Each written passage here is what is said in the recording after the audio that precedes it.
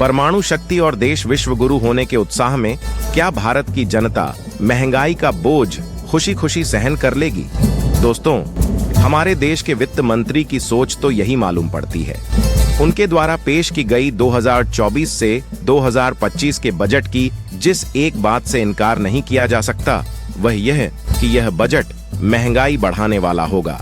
Petrol diesel की कीमतें एक झटके में 20 से 25 रुपए से ज्यादा बढ़ गईं। जब पेट्रोल डीजल की कीमतें बढ़ती हैं, तो उन सारी चीजों की कीमतें बढ़ जाती हैं जो एक से दूसरी जगह ले जाने के लिए पेट्रोल डीजल पर निर्भर हैं।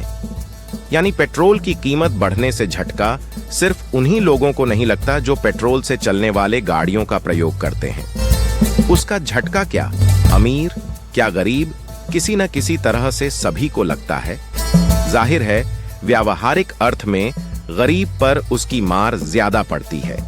इसलिए जब कुछ लोगों को कीमत वृद्धि के सिलसिले में यह दलील देते सुना जाता है कि परमाणु और चांद पे जाने का गौरव प्राप्त करना है तो कीमत तो चुकानी होगी, तब बरबस कुछ सवाल पैदा होते हैं। एक तो यही कि क्या टैक्स की सिस्टम हमारे देश में उपभोग की विसंगतियों और असमानताओं को और पुख्ता और मजबूत नहीं कर रही है।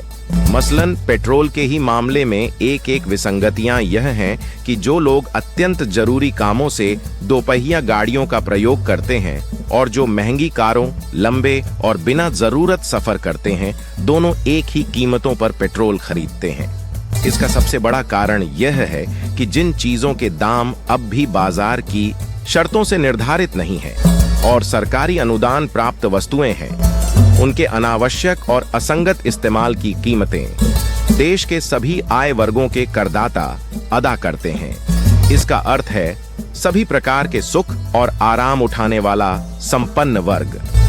किसी भी वस्तु के मूल्य की वृद्धि का इसके स्तर पर कोई प्रभाव नहीं पड़ता। ऐश आराम के साधनों का प्रयोग यह वर्ग अधिक करता है, जबकि इसका मूल्य नाम मात्र को बिजली और पेट्रोल जैसे इन साधनों को प्रयोग करने वालों पर इसका प्रभाव अधिक होता है।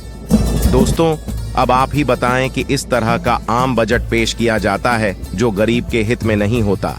मित्रों, बड़े आदर से आपको रिक्वेस्ट करता हूं कि आप लाइक, शेयर और सब्सक्राइब कर दें ताकि हम आपसे जुड़ सके।